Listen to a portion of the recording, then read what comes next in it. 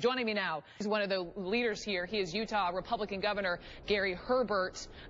Governor, welcome to you. Thank you, Brooke. Want to run through a couple of items that the White House has now pointed out as they've released how this would affect all 50 states. This is what they're saying your state would be affected. For example, $6.2 million would be cut from elementary and high school education funding. 400 children would be eliminated from Head Start programs.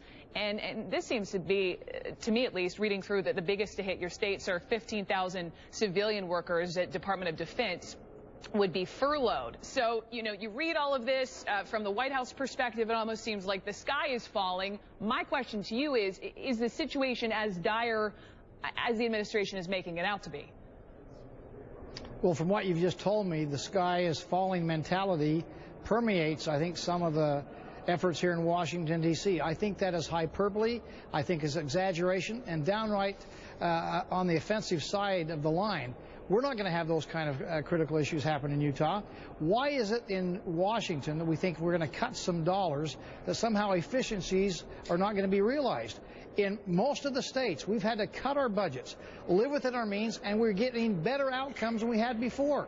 We're finding ways to do more with less, bigger bang with less bucks. Why can't they figure that out here in Washington? But, Governor, you are a statewide elected official. You look at the states here. It's one of the reddest states in the country, and you're not only on the record criticizing the president, you're criticizing members of your own party. Is this moment a reality check for the Republican Party? I think there's frustration for all governors, Democrat and Republican, of a lack of leadership, of getting things done. We have to go back to our states and get things done. Why do we not get things done in Washington? We constantly kick things down the road.